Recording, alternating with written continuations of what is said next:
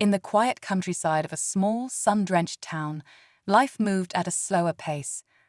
The fields stretched endlessly, dotted with small wooden houses and barns that whispered stories of generations past. It was the kind of place where everyone knew each other's names, and where the air carried a certain stillness, almost like time itself hesitated to move forward. But beneath that calm exterior, not all was as peaceful as it seemed. Beneath the rolling hills and golden sunlight, there were simmering tensions that had gone unspoken for years, but were felt by those who bore the weight of them every day. Thomas Carter was one of those people. A hardworking farmer with calloused hands and a steady gaze, he had spent his entire life tending to his modest patch of land. He poured his sweat and soul into the soil, ensuring his daughter, Lily, could have the life he dreamed of for her. At only 8 years old, Lily was the light of his life. Her laughter was like music in the mornings as she chased chickens around the yard, and her curiosity knew no bounds.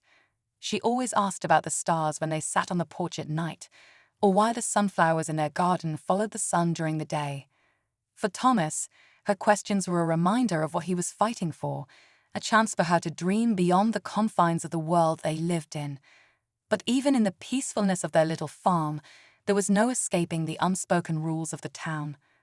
For years, Thomas had endured the quiet stares and the whispered judgments of those who believed he didn't belong. He was no stranger to the quiet discrimination that wrapped itself around the community like a shadow, but he did his best to shield Lily from it. He hoped her young eyes could remain innocent a little while longer, untainted by the injustices of the world. One scorching afternoon, as the sun hung high in the sky, Thomas worked tirelessly in the fields, his shirt soaked with sweat, while Lily played nearby, gathering wildflowers to surprise her mother. It was a day like any other, or so it seemed, but the distant crunch of gravel under tires broke the monotony. A sheriff's car, dusty from the road, pulled up to the edge of the farm. Sheriff Reynolds stepped out, a tall, broad man with a face hardened by years of authority. His silver badge gleamed in the sunlight, but it carried a weight far heavier than its shine. Reynolds had a reputation in town, one that preceded him. To some, he was the embodiment of law and order. To others, he was a man who wielded his power like a weapon, enforcing rules that seemed to bend based on who they applied to. Thomas wiped his brow as the sheriff approached, his instincts already telling him that trouble had arrived. Lily, sensing the tension, clutched her wildflowers tightly and stepped closer to her father. Sheriff Reynolds didn't bother with pleasantries. His voice was sharp, his tone dripping with authority. He claimed there had been reports of trespassing livestock on a neighboring property, though Thomas knew his animals hadn't strayed. It was a flimsy excuse, one meant to provoke rather than to resolve. Thomas, ever the calm and collected man, tried to reason with the sheriff. He explained that his fences were secure and offered to check them together. But Reynolds wasn't interested in finding a solution. His voice grew louder, his stance more intimidating. The exchange quickly escalated, with the sheriff accusing Thomas of being uncooperative. Lily, standing just a few feet away, watched in confusion and fear as her father's calm demeanor began to crack under the weight of the sheriff's accusations. And then, without warning, the sheriff's temper boiled over. What happened next would forever be seared into Lily's memory. Reynolds shoved Thomas backward, his voice a thundering command that echoed across the field. When Thomas stumbled but refused to retaliate, the sheriff's aggression turned physical. He struck Thomas, sending him to the ground, his body hitting the dirt with a sickening thud. Lily screamed, dropping her wildflowers as she ran to her father's side. Her tiny hands clutched his arm, her tear-filled eyes darting between her father and the sheriff, unable to understand why this was happening. Reynolds stood over them, his hand resting on the holster of his gun. The threat was clear, even without him drawing it. The power dynamic between them was impossible to ignore. The sheriff's authority, backed by the law, against a farmer whose only crime was standing his ground. The injustice of the moment hung heavy in the air, and for Lily, It was a harsh and painful introduction to a world her father had tried so hard to protect her from. Thomas nodded, his jaw tightening. He's been looking for reasons to come after me for years. I don't know what I did to earn his attention, but it's clear he doesn't need much of an excuse. His voice was steady, but there was a bitterness to it that he rarely let show. Lily sat beside him, sipping her water quietly, her eyes darting between Margaret and her father. She didn't understand everything that was being said, but she could feel the weight of it. Margaret leaned forward slightly, her voice lowering. "I believe he sees you as a threat, Thomas. Not because of anything you've done, but because of who you are. People like Reynolds thrive on power, and when they feel it slipping, they lash out. You've built a life here, raised a family, and you've done it with dignity. That's more than some people can handle." Thomas looked at her, surprised by the sincerity in her words. He wasn't used to hearing such candid truths from someone like Margaret Jefferson. Her wealth and social standing often placed her in a world far removed from his own, but in this moment she seemed more grounded than he'd ever imagined. Before he could respond, Margaret continued, "But there's more to this than just Reynolds' temper. There's a meeting happening tonight at the town hall, a meeting that will determine a lot about this town's future. It's about land rights, property lines, and who gets to make the rules. I have reason to believe Reynolds' actions today weren't just about you. They were about sending a message." Thomas frowned, his mind racing. He had heard rumors of changes coming to the town, whispers of new developments and shifting boundaries, but he hadn't given them much thought. His farm was his world, and he had always believed that as long as he worked hard and stayed out of trouble, it would remain untouched. Margaret's words suggested otherwise. "I don't understand," he said slowly. "What does this meeting have to do with me?" Margaret's gaze hardened. "Everything. If the wrong people get their way, families like yours will be the first to suffer. They'll redraw lines, raise taxes, and make it impossible for small farms to survive. Reynolds is just the enforcer. The real power lies in that room tonight." Thomas felt a knot form in his stomach. He had always prided himself on his independence, on his ability to provide for his family without relying on anyone else. But the idea that forces beyond his control could take that away from him was a sobering thought. Margaret stood, smoothing out her dress. "I'll be at that meeting, Thomas, and I think you should be there too. You have a voice, and it's time the town heard it." She looked down at Lily, offering her a small smile. For her sake, if nothing else. Thomas nodded slowly, his resolve hardening. He didn't know what the night would bring, but he knew he couldn't stand by and let others decide his family's fate. As Margaret left the farmhouse, her car kicking up dust once again as it disappeared down the road, Thomas turned to Lily and pulled her into a hug. "It's going to be okay," he whispered, more to himself than to her. But as he held her close, he couldn't shake the feeling that the road ahead would be anything but easy. As the sun dipped lower in the sky, casting long shadows across the farm, Thomas sat on the edge of his porch with Lily nestled beside him. She clutched her warm stuffed rabbit, her small fingers fidgeting with its floppy ears as she watched her father's face. Thomas tried to steady his breathing, but his mind raced with Margaret's words. The weight of what lay ahead pressed heavily on him. He had spent years trying to keep his head down, avoiding confrontation, but it seemed trouble had found him anyway. The thought of Reynolds and his hostility was bad enough, but now it seemed there was an entire system at play, one designed to strip people like him of their land, their dignity, their livelihoods. Thomas gazed out at the fields that stretched toward the horizon, the rows of crops swaying gently in the evening breeze.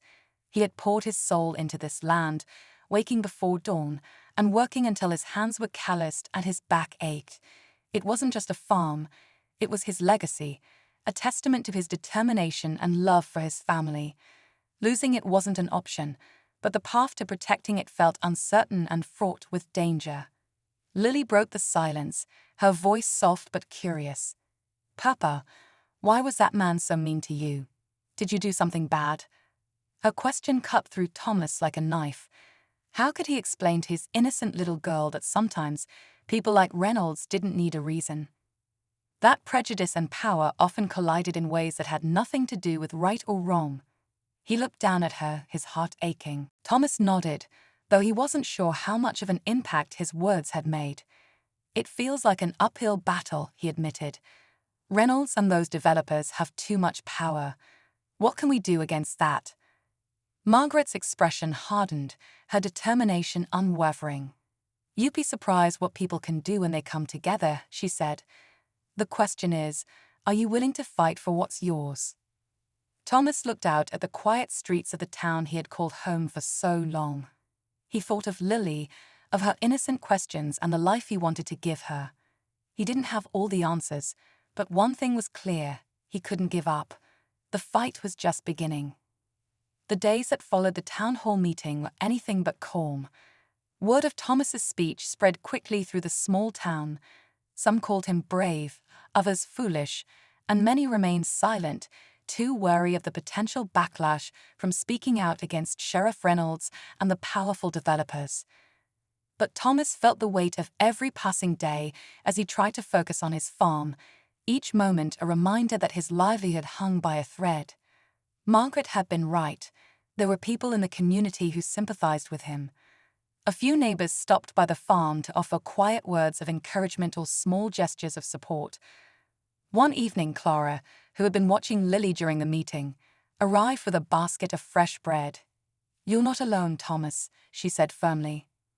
"Reynolds might think he runs this town, but the people here, they're starting to see through him." Her words were a comfort, but they didn't erase the fear that crept into Thomas's thoughts at night. Meanwhile, Sheriff Reynolds had not remained idle. His presence in towns seemed to grow more oppressive by the day, his patrol car appearing on roads it had no reason to be on, his sharp eyes scanning every face he encountered. He had taken to stopping by Thomas's farm under the guise of performing routine checks, though it was clear to Thomas that the sheriff was looking for an excuse to escalate the situation. On one such occasion, Reynolds stepped out of his vehicle, his boots crunching against the gravel as he approached Thomas, who was tending to a broken fence along the edge of his property. "Afternoon, Carter," Reynolds said, his tone deceptively polite. "Just thought I'd swing by and see how things are going. Don't want any trouble, you understand." Thomas straightened, keeping his hands steady even though his pulse quickened. "Things are fine, Sheriff," he replied evenly. "Just trying to keep the place running."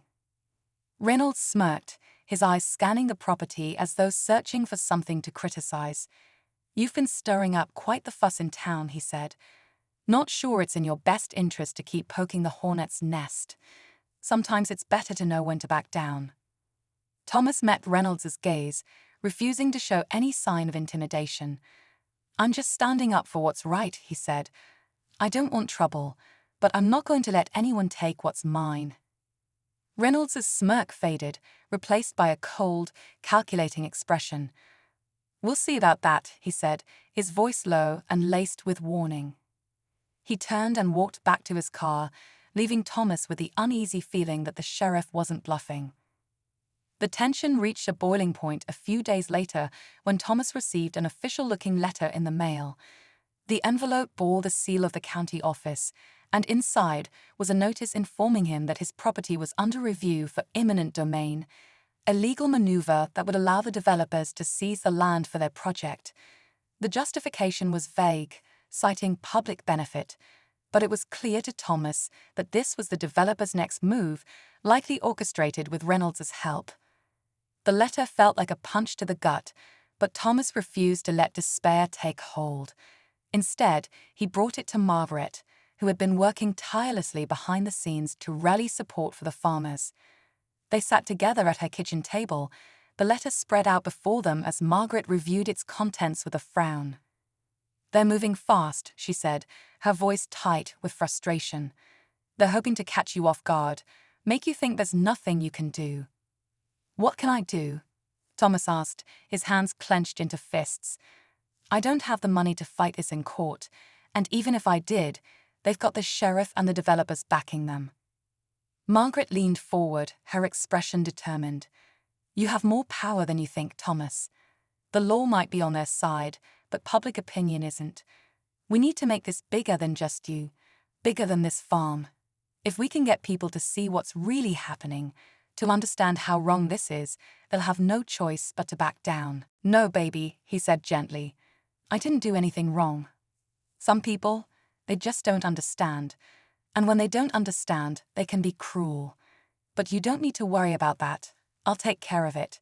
He kissed the top of her head, silently vowing to protect her from the ugliness of the world for as long as he could.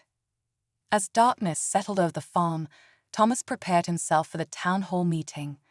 He changed into his cleanest shirt, though it was still worn at the cuffs, and combed his hair with the same precision he used when planting his crops. He wanted to appear confident and composed, even if his insides churned with uncertainty. Before leaving, he crouched down to Lily's level and looked into her wide, questioning eyes. "I need you to stay here, sweetheart," he said. "Miss Clara from next door will come by and keep you company. I'll be back soon." Lily hesitated, then nodded, though her small hands clung to him for a moment longer than usual. He held her tightly before stepping out into the cool night air. The town hall was already buzzing with activity when Thomas arrived. Men in suits and ties mingled with women in tailored dresses, their hushed conversations punctuated by the occasional burst of laughter. At first, Thomas felt out of place, his work-worn boots scuffing against the polished floors as he entered the building. But then he spotted Margaret near the front, her posture straight and her expression one of quiet determination. She caught his eye and nodded, a silent acknowledgement of his presence. The meeting began with the usual pleasantries, but it didn't take long for the true purpose of the gathering to surface. A representative from a real estate development company stood at the podium, his polished smile and slick presentation masking the predatory nature of his proposal. He spoke of progress and opportunity, of new businesses and modern housing. But beneath the surface, Thomas could hear the unspoken threat. The small farms, the lifeblood of families like his, were nothing more than obstacles to be cleared away. As the representative droned on, Thomas felt a surge of anger. He thought of Lily, of her laughter echoing through the fields as she ran barefoot between the rows of crops. He thought of the mornings he had spent watching the sunrise with a cup of coffee in hand, grateful for another day of hard but honest work. All of it was now under threat, and the people in this room, the ones with power and influence, didn't seem to care. When the floor opened for questions and comments, Thomas hesitated. His heart pounded as he weighed the decision to speak up. But then he saw Margaret glance in his direction, her expression urging him forward. Slowly, he rose to his feet, the room falling silent as all eyes turned toward him. He felt the weight of their scrutiny, their skepticism, but he refused to let it crush him. "I'm Thomas Carter," he began, his voice steady but firm. "I've been farming this land for over 20 years. My farm is more than just a piece of property. It's my family's livelihood. It's where my daughter plays and where I've built a life. What you're proposing might sound like progress to some, but to people like me, it's a death sentence. If you take away our land, you're not just taking away our homes, you're taking away our future." The room remained silent for a moment, the weight of his words hanging in the air. Some people shifted uncomfortably in their seats, while others avoided his gaze altogether. But Thomas noticed a few faces, ordinary townsfolk like himself, nodding in quiet agreement. Margaret offered him a small but encouraging smile, and he felt a flicker of hope. As the meeting continued, it became clear that not everyone was on board with the development plans. A few other farmers and local business owners voiced their concerns, their voices adding to the growing tension in the room. But the representatives from the real estate company and their allies, including Sheriff Reynolds, were determined to push their agenda forward. Reynolds, seated near the back of the room, watched Thomas with a cold, calculating expression. His presence was a reminder that the battle ahead wouldn't be fought with words alone. After the meeting, Thomas found himself standing outside the town hall, the cool night air a welcome contrast to the stifling atmosphere inside. Margaret joined him, her heels clicking softly against the pavement. "You spoke well," she said, her tone genuine. People are starting to listen, but life has a way of turning tides in the most unexpected ways. As Thomas lay in the dirt, struggling to regain his breath, and Lily clung to him with all the strength her tiny arms could muster, a pair of headlights appeared in the distance. A car was approaching fast, kicking up dust as it sped toward the farm. Reynolds turned, his hands still resting on his holster, his posture stiff with anticipation. Whoever was coming would soon bear witness to the scene he had created. Thomas, bruised but unbroken, looked up at his daughter. "It's going to be okay, Lily," he whispered, though even he wasn't sure if he believed it. The sound of the approaching car grew louder, the dust cloud trailing behind it signaling that whatever was about to happen next would change everything. The dust cloud grew thicker as the car sped closer, its engine roaring louder with each passing second. Sheriff Reynolds stood his ground, his hands still resting on his holstered gun, his body tense with an air of authority. Thomas, lying on the dirt with Lily clutching his arm, felt his heartbeat quicken. He wasn't sure who was coming, or whether it would mean relief or more trouble, but he knew the stakes were growing higher. Lily's tiny frame trembled beside him, her wide eyes fixed on the approaching car. He could feel her fear, her confusion, and it cut deeper than any blow the sheriff had delivered. The car skidded to a stop, and out stepped Margaret Jefferson, the matriarch of one of the wealthier families in town. Her presence was commanding, her carefully pressed dress and pearl necklace standing in stark contrast to the dust-covered scene before her. Margaret was known for her sharp tongue and her influence over local matters, and her sudden appearance was as unexpected as it was unsettling. She glanced between Reynolds and Thomas, her face betraying no emotion at first, but her sharp eyes missed nothing. Behind her, the driver of the car, a young man in a suit, stood silently, his gaze shifting nervously between the sheriff and Margaret. "What's the meaning of this, Sheriff Reynolds?" Margaret's voice rang out, clear and firm. She stepped closer, her heels crunching against the gravel. The sheriff straightened, his posture shifting slightly as if caught off guard. His hand moved away from his holster, but his tone remained curt. He explained the situation, framing it as an issue of law and order, of a farmer not abiding by property lines and causing trouble. But Margaret wasn't a woman to be swayed by vague explanations. Her eyes narrowed as she looked down at Thomas, her gaze softening just slightly when she saw Lily clutching his arm. "Thomas Carter is a respectable man," she said firmly, "and I've never known him to be careless with his land. If you're here on some unfounded complaint, Sheriff, I suggest you reconsider your approach." Her words hung in the air, each syllable carefully measured but heavy with meaning. Reynolds' jaw tightened, his pride clearly wounded, but he didn't argue. Instead, he muttered something about following up later and turned back toward his patrol car. The tension in his movements was palpable as he climbed into the vehicle, slamming the door behind him. The sound of the engine starting was almost a relief, but the unease in the air lingered as he drove away. Margaret turned back to Thomas and Lily, her expression softening further. She crouched down, her eyes meeting Thomas. "Are you hurt?" she asked, her voice low and genuine. Thomas nodded slightly, wincing as he pushed himself up from the ground. "I'll be fine," he said, though the strain in his voice was evident. Lily still clung to his arm, her small hands gripping tightly as if letting go would mean losing him forever. Margaret's gaze shifted to Lily, and for a moment, a hint of sadness crossed her face. "Let's get you inside," Margaret said, standing up and brushing off her dress. "You need to rest."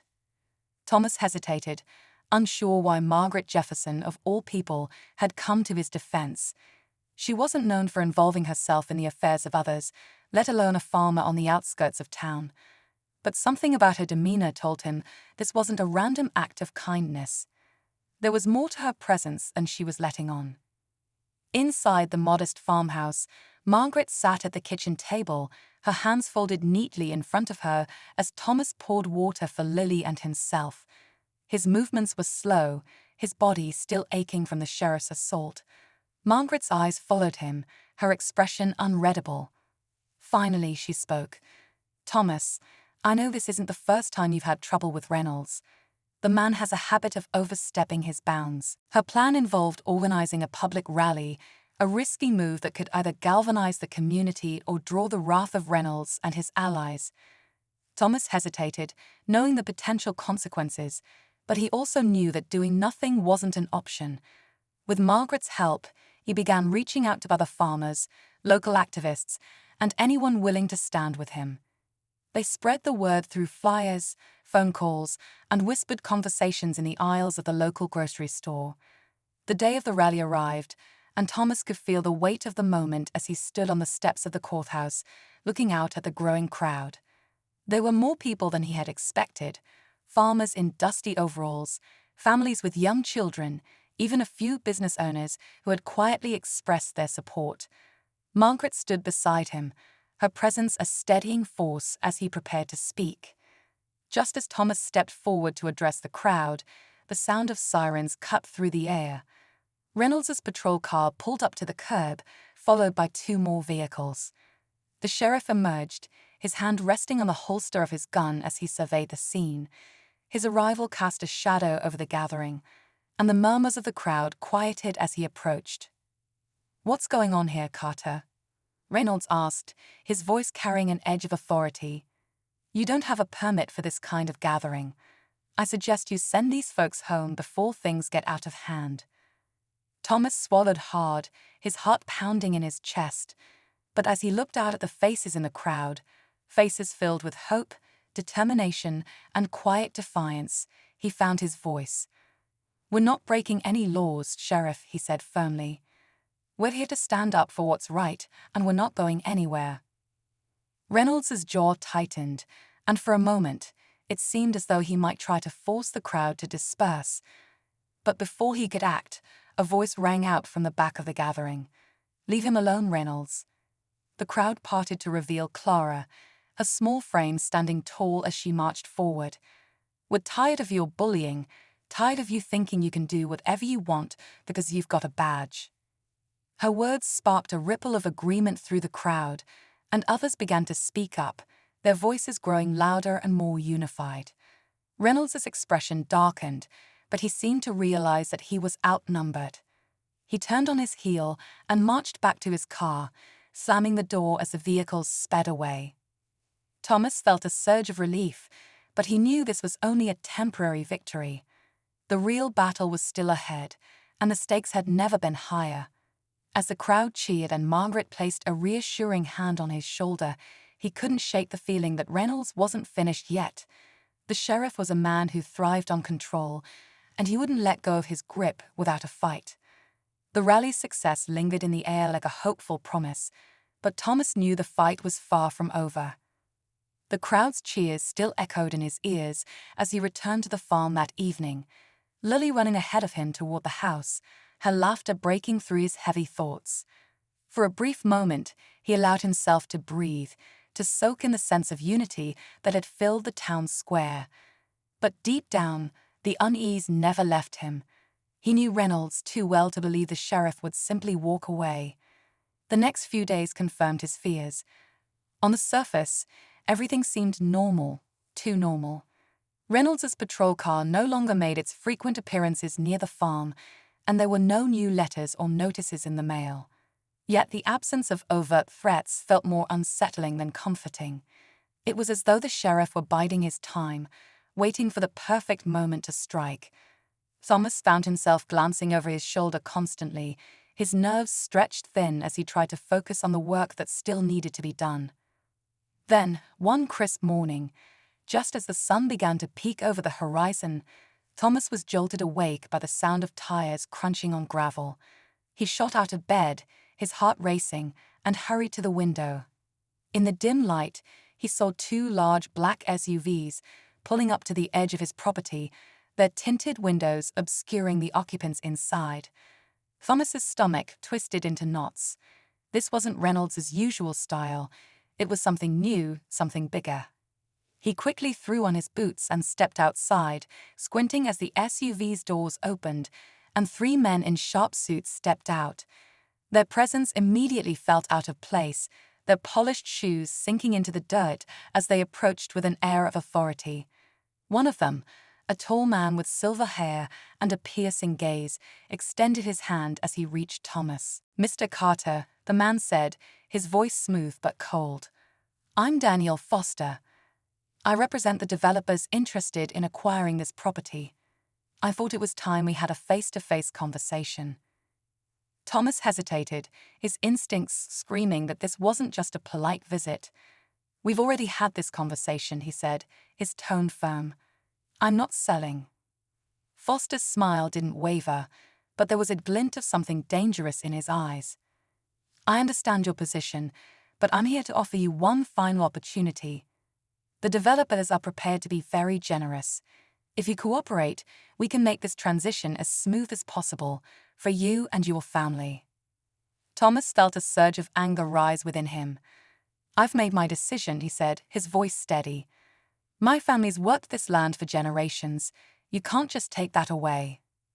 Foster's smile faded, replaced by a hard, calculating expression. "I admire your conviction, Mr. Carter," he said. "But I must warn you, this isn't just about you anymore. There are forces at play here that you don't fully understand. I'd hate to see you or your loved ones caught in the crossfire." The thinly veiled threat sent a chill down Thomas's spine, but he refused to let the fear show. "If that's all you came to say, you can leave now," he said, crossing his arms. "I won't be intimidated." Foster regarded him for a long moment, then nodded as though making a mental note. Without another word, he turned and gestured for the others to follow him back to the SUVs. As the vehicles drove away, Thomas stood rooted to the spot, his mind racing. This wasn't just about Reynolds or the developers anymore. It was bigger, more insidious. And whatever was coming next, he knew it would test him in ways he hadn't yet imagined. That night, Thomas sat at the kitchen table with Margaret, Clara, and a few other allies who had been supporting him. He recounted the encounter with Foster, his voice heavy with concern. "They're escalating," he said. "This isn't just about money or land, it's about power. And they're willing to go to any lengths to get what they want." Margaret nodded, her brow furrowed in thought. "We need to be prepared," she said. "They're trying to isolate you, make you feel like you're fighting this alone. But you're not. The rally proved that the community is on your side." "Maybe," Thomas said, "but Foster was right about one thing. This isn't just about me anymore. If they're willing to threaten my family, they won't hesitate to go after anyone else who stands with us." The room fell into a tense silence as the weight of his words sank in. Finally, Clara spoke up, her voice quiet but resolute. "Then we need to show them that we're not afraid. If they want to fight dirty, we'll fight smarter." The group spent the next few days strategizing, reaching out to journalists, lawyers, and even state officials who might be willing to intervene. Margaret's network proved invaluable, connecting them with a reporter from a regional news outlet who was eager to expose the corruption surrounding the land dispute. The story quickly gained traction, drawing attention from outside the town and putting pressure on the developers and their allies. But just as it seemed the tide might be turning in their favor, an unexpected twist rocked the fragile sense of hope. Late one evening, as Thomas was finishing up work in the barn, he received a frantic call from Margaret. Her voice was shaky, the urgency in her tone unmistakable. "Thomas, you need to come to town. Now." "What's wrong?" he asked, his heart pounding. "They've arrested Clara," Margaret said. "Reynolds is accusing her of trespassing and vandalism. It's a lie, but they're using it as an excuse to scare everyone." Thomas felt a surge of anger and disbelief. Clara was one of the most kind-hearted people he knew, someone who wouldn't hurt a fly. It was clear this was a calculated move by Reynolds and the developers to dismantle their resistance. Without wasting another second, Thomas grabbed his keys and headed to town, his mind racing with a mix of fury and determination. When he arrived at the small county jail, a crowd had already gathered outside, their voices rising in protest. Margaret was there, along with several other supporters, holding signs and chanting for Clara's release. Thomas pushed his way through the crowd and approached Margaret, who looked both exhausted and defiant. "They're holding her without bail," Margaret said, her voice tight with frustration. "They're trying to break her spirit, and ours." Thomas clenched his fists, his resolve hardening. This was no longer just about saving his farm. It was about standing up to the injustice and corruption that had plagued their community for far too long. As the crowd's chants grew louder, Thomas realized that the fight was far from over, but for the first time, he felt certain that they had the strength to see it through. The rally's success lingered in the air like a hopeful promise, but Thomas knew the fight was far from over. The crowd's cheers still echoed in his ears as he returned to the farm that evening, Lily running ahead of him toward the house, her laughter breaking through his heavy thoughts. For a brief moment, he allowed himself to breathe, to soak in the sense of unity that had filled the town square. But deep down, the unease never left him. He knew Reynolds too well to believe the sheriff would simply walk away. The next few days confirmed his fears. On the surface, everything seemed normal, too normal. Reynolds's patrol car no longer made its frequent appearances near the farm, and there were no new letters or notices in the mail. Yet the absence of overt threats felt more unsettling than comforting. It was as though the sheriff were biding his time, waiting for the perfect moment to strike. Thomas found himself glancing over his shoulder constantly, his nerves stretched thin as he tried to focus on the work that still needed to be done. Then, one crisp morning, just as the sun began to peek over the horizon, Thomas was jolted awake by the sound of tires crunching on gravel. He shot out of bed, his heart racing, and hurried to the window. In the dim light, he saw two large black SUVs pulling up to the edge of his property, their tinted windows obscuring the occupants inside. Thomas's stomach twisted into knots. This wasn't Reynolds's usual style. It was something new, something bigger. He quickly threw on his boots and stepped outside, squinting as the SUV's doors opened and three men in sharp suits stepped out. Their presence immediately felt out of place, their polished shoes sinking into the dirt as they approached with an air of authority. One of them, a tall man with silver hair and a piercing gaze, extended his hand as he reached Thomas. "Mr. Carter," the man said, his voice smooth but cold. "I'm Daniel Foster. I represent the developers interested in acquiring this property. I thought it was time we had a face-to-face conversation." Thomas hesitated, his instincts screaming that this wasn't just a polite visit. "We've already had this conversation," he said, his tone firm. "I'm not selling." Foster's smile didn't waver, but there was a glint of something dangerous in his eyes. "I understand your position, but I'm here to offer you one final opportunity. The developers are prepared to be very generous. If you cooperate, we can make this transition as smooth as possible for you and your family." Thomas felt a surge of anger rise within him. "I've made my decision," he said, his voice steady. "My family's worked this land for generations. You can't just take that away." Foster's smile faded, replaced by a hard, calculating expression. "I admire your conviction, Mr. Carter," he said, "but I must warn you, this isn't just about you anymore. There are forces at play here that you don't fully understand. I'd hate to see you or your loved ones caught in the crossfire." The thinly veiled threat sent a chill down Thomas's spine, but he refused to let the fear show. "If that's all you came to say, you can leave now," he said, crossing his arms. "I won't be intimidated." Foster regarded him for a long moment, then nodded as though making a mental note. Without another word, he turned and gestured for the others to follow him back to the SUVs. As the vehicles drove away, Thomas stood rooted to the spot, his mind racing. This wasn't just about Reynolds or the developers anymore. It was bigger, more insidious. And whatever was coming next, he knew it would test him in ways he hadn't yet imagined. That night, Thomas sat at the kitchen table with Margaret, Clara, and a few other allies who had been supporting him. He recounted the encounter with Foster, his voice heavy with concern. "They're escalating," he said. "This isn't just about money or land, it's about power. And they're willing to go to any lengths to get what they want." Margaret nodded, her brow furrowed in thought. "We need to be prepared," she said.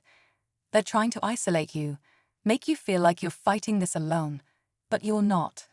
The rally proved that the community is on your side." "Maybe," Thomas said, "but Foster was right about one thing. This isn't just about me anymore. If they're willing to threaten my family, they won't hesitate to go after anyone else who stands with us." The room fell into a tense silence as the weight of his words sank in. Finally, Clara spoke up, her voice quiet but resolute. "Then we need to show them that we're not afraid. If they want to fight dirty, we'll fight smarter." The group spent the next few days strategizing, reaching out to journalists, lawyers, and even state officials who might be willing to intervene. Margaret's network proved invaluable, connecting them with a reporter from a regional news outlet who was eager to expose the corruption surrounding the land dispute. The story quickly gained traction, drawing attention from outside the town and putting pressure on the developers and their allies. But just as it seemed the tide might be turning in their favor, an unexpected twist rocked the fragile sense of hope. Late one evening, as Thomas was finishing up work in the barn, he received a frantic call from Margaret. Her voice was shaky, the urgency in her tone unmistakable. "Thomas, you need to come to town. Now." "What's wrong?" he asked, his heart pounding. "They've arrested Clara," Margaret said. "Reynolds is accusing her of trespassing and vandalism. It's a lie, but they're using it as an excuse to scare everyone." Thomas felt a surge of anger and disbelief. Clara was one of the most kind-hearted people he knew, someone who wouldn't hurt a fly. It was clear this was a calculated move by Reynolds and the developers to dismantle their resistance. Without wasting another second, Thomas grabbed his keys and headed to town, his mind racing with a mix of fury and determination. When he arrived at the small county jail, a crowd had already gathered outside, their voices rising in protest. Margaret was there, along with several other supporters, holding signs and chanting for Clara's release. Thomas pushed his way through the crowd and approached Margaret, who looked both exhausted and defiant. "They're holding her without bail," Margaret said, her voice tight with frustration. "They're trying to break her spirit, and ours." Thomas clenched his fists, his resolve hardening. This was no longer just about saving his farm. It was about standing up to the injustice and corruption that had plagued their community for far too long. As the crowd's chants grew louder, Thomas realized that the fight was far from over. But for the first time, he felt certain that they had the strength to see it through. The days that followed the dramatic downfall of Sheriff Reynolds were marked by a mix of healing and reckoning. The small town, which had for so long been overshadowed by corruption and fear, began to experience a transformation that many had thought impossible. For Thomas and his family, the sense of relief was profound, though it didn't erase the pain of what they had endured. Clara sat on the front porch of their farmhouse one afternoon, watching little Emily chase butterflies near the edge of the field. For weeks after the ordeal, Emily had been quiet, her once bright spirit dulled by the memory of that terrible day. But now, with the sheriff gone and her father safe, the little girl was beginning to smile again. It was a small sign of hope, but for Clara, it meant everything. Thomas joined her on the porch, a cup of coffee in his hand and a tired but peaceful look on his face. The farm had been unusually busy lately. People from all over the county had come by to offer their support, bringing meals, tools, and even hands to help with the harvest. It was the kind of community spirit that Thomas had always believed in but hadn't fully seen until now. The neighbors, once hesitant to get involved, had rallied around him, recognizing that his fight wasn't just about one piece of land, it was about all of them. Margaret stopped by later that day, carrying a stack of papers in her arms. She had been working tirelessly to ensure the case against the developers and Reynolds would hold up in court. "The state investigators have everything they need," she said as she sat down at the kitchen table. "But this isn't over yet. They'll try to appeal, find loopholes, anything to get out of this mess." Thomas nodded. "We'll be ready," he said firmly. "They've underestimated us before. They won't make that mistake again." Margaret smiled, a rare moment of lightness breaking through her usual serious demeanor. "You've got the whole town behind you now. That makes a difference." The sense of unity extended beyond the farm. Town meetings, once sparsely attended, were now filled with residents eager to take an active role in their community. Discussions about land rights, fair treatment, and accountability took center stage, with people sharing ideas and experiences. It was as if the fight against Reynolds had woken something up in everyone, a realization that they had more power together than they did alone. For Daniel Foster, the journey toward redemption was just beginning. He had left his job with the developers and taken up residence in a nearby town, far enough to start fresh, but close enough to stay involved in the community he had once roamed. He visited Thomas one afternoon, standing awkwardly at the edge of the driveway until Thomas waved him over. "I didn't expect to see you again," Thomas said, leaning against the fence. "I wasn't sure if I should come," Daniel admitted, "but I wanted to apologize. Not just for what I did to you, but for everything I allowed to happen. I turned a blind eye for too long." Thomas studied him for a moment, then extended his hand. "It takes courage to own up to your mistakes. If you're willing to make things right, that's all that matters." The two men shook hands, and while the road to trust would be long, it was a step in the right direction. Daniel began volunteering with local groups focused on land preservation, using his knowledge of the developers' tactics to help others protect their property. He wasn't a hero, but he was trying to be better, and that mattered. Meanwhile, the legal battles unfolded in court. The evidence provided by the whistleblower and the community's testimony were overwhelming. The developers faced hefty fines and a mandate to restore the land they had illegally seized. As for Reynolds, his fall from grace was complete. Stripped of his badge and facing multiple charges, he was no longer a figure of authority, but a symbol of the corruption the town had left behind. Despite the victories, Thomas couldn't shake the lingering weight of the past months. One evening, as he sat by the fireplace with Clara, he voiced his thoughts. "Do you think it's really over?" he asked quietly. Clara reached for his hand, her grip steady and reassuring. "It's never completely over," she said. "There will always be challenges, people who try to take what isn't theirs. But we've shown them that we won't back down. And we've shown Emily what it means to stand up for what's right. That's what matters." Thomas nodded, comforted by her words. He looked over at Emily, who was asleep on the couch, clutching a small stuffed rabbit. The image of her standing in the field, her eyes wide with fear as Reynolds had threatened him, would stay with him forever. But so would the image of her laughing in the sunlight, running through the rows of crops they had worked so hard to protect. The seasons changed, and life on the farm settled into a new rhythm. The land, once under threat, flourished under Thomas's care. The community's renewed sense of purpose spilled over into other areas, with projects to improve schools, roads, and local businesses gaining traction. It was as if the town had found its voice again, and this time it wouldn't be silenced. On a crisp autumn day, the community gathered at the farm for a celebration. It was a chance to reflect on how far they had come and to look ahead to the future. There were speeches, music, and plenty of food, but the most moving moment came when Thomas stood up to address the crowd. "This isn't just about me or my family," he began, his voice steady but filled with emotion. "It's about all of us.